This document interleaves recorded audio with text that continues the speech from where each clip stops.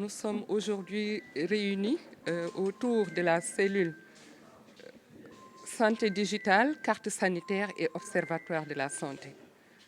C'est un moment de partage et d'harmonisation sur des documents qui ont été conçus pour aller vers la digitalisation du système de santé. Parce que l'heure est à la digitalisation.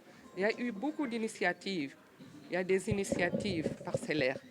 Mais c'est le moment de mettre un cadre d'harmonisation pour pouvoir être interopérable avec tous les autres secteurs tels que l'état civil, l'assurance maladie, l'université également est avec nous à cette rencontre, ainsi que les responsables de la santé au niveau des régions. Ces documents sont déjà conçus et validés techniquement. On est juste en phase d'harmonisation avant de démarrer ces actions de recadrage institutionnel de tout ce qui est digitalisation. Voilà, je pense que c'est le mot qu'il faut. Le Sénégal a pris des engagements. On fait beaucoup de choses. On peut dire qu'on mène toutes les interventions à haut impact. Mais il nous faut aller de l'avant. Il y a des progrès, d'énormes progrès. Mais on s'est engagé à encore mieux faire. Si on prend les ODD, tout est cadré dans le PSE et le PNDS. Donc, on doit innover. En plus du maintien des acquis, nous devons innover. Et je pense que l'utilisation des technologies de l'information va nous aider à aller de l'avant. Voilà, c'est ça qu'on appelle le dossier patient. Mais il y a un processus, il y a un circuit qu'il emprunte. Il doit y avoir une traçabilité. Il y a les registres qui étaient manuels.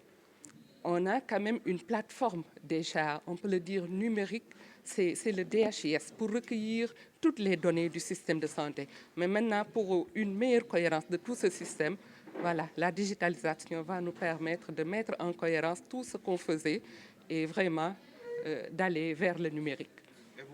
On peut même dire, d'ici quelques années, zéro papier. Je vous disais qu'il y a un existant. Déjà, il y en a qui ont l'expérience. Si vous allez dans certains hôpitaux, on peut dire que c'est déjà digitalisé. Tout est informatisé. Donc, ce sera facile, je pense, de passer d'une plateforme à une autre pour encore mieux recadrer tout ce qu'on faisait. On va vers, on peut le dire, un numéro unique.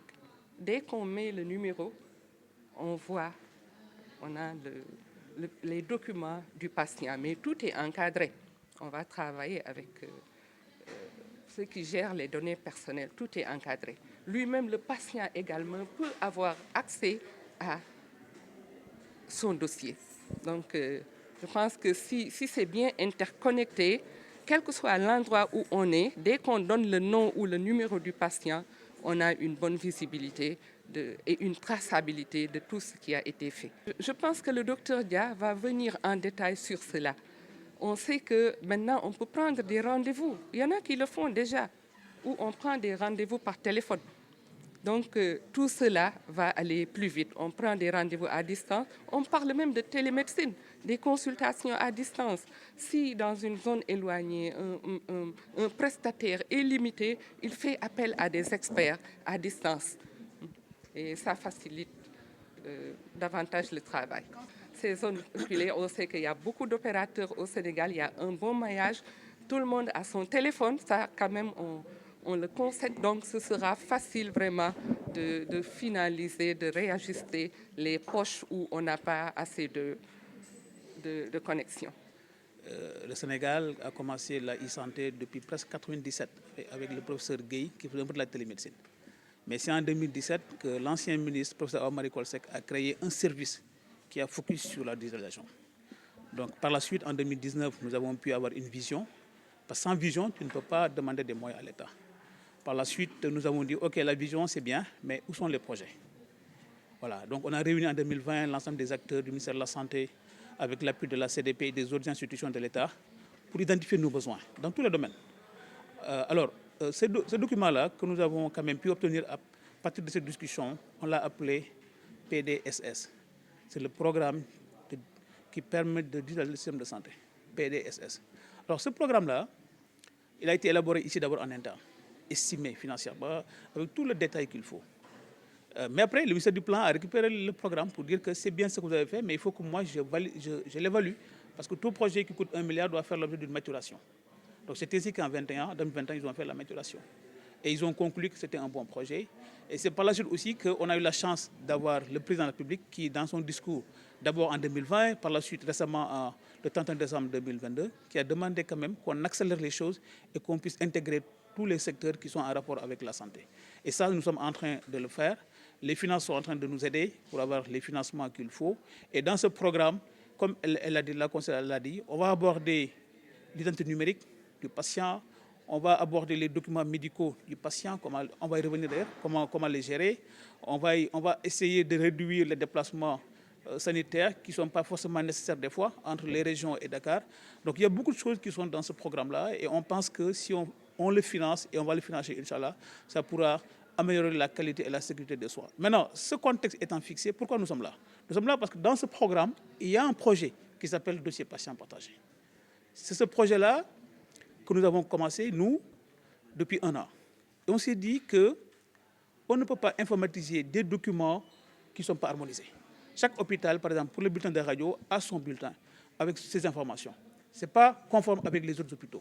Donc, ce qui fait qu'on a dit, d'abord, il faut réunir tout le monde, qu'on discute sur quelles doivent être les informations d'un bulletin de radio, d'une fiche de soins en chirurgie, etc. Donc, on a discuté de tout ça et aujourd'hui, on est là pour que ce travail d'harmonisation soit partagé, pour que les gens puissent quand même regarder et donner leur accord avant qu'on ne passe à ce qu'on appelle l'informatisation de ces documents-là. Parce que l'idée derrière, ce n'est pas seulement d'harmoniser et de laisser comme ça, mais d'harmoniser et de faire une application basée sur ces documents, de sorte que le patient il peut entrer dans un hôpital avec juste son téléphone et ressortir avec son téléphone. Parce que tout est dans son téléphone, tout est dans les systèmes. Voilà. Alors, nous sommes en négociation de financement avec la Banque mondiale grâce à l'appui du ministère des Finances. Alors, dans ce projet-là, avec ce financement, nous nous sommes engagés d'ici les 5 ans à délivrer un dossier patient électronique à 1 500 000 usagers. Ça veut dire quoi? Ça veut dire qu'on va, dans le système de santé, pour ces 1,5 million, leur donner déjà un espace de stockage sécurisé, quelque part. Parce qu'il faut que tu aies un espace où tu peux mettre tes données, où on peut mettre tes données. Cet espace étant mis en place, maintenant, quand tu vas en consultation, on prend tes données, on les met dans cet espace numérique. Ça peut être 5 gigas, on commence avec 5 gigas par exemple. Si on met cet espace-là, donc on met les données, tu as tes codes d'accès. Donc n'importe où tu vas, on peut regarder dans la base de données et voir que voilà tes documents médicaux qui sont consignés. Donc on est en mesure de faire le 1,5 million, mais sur les 5 ans.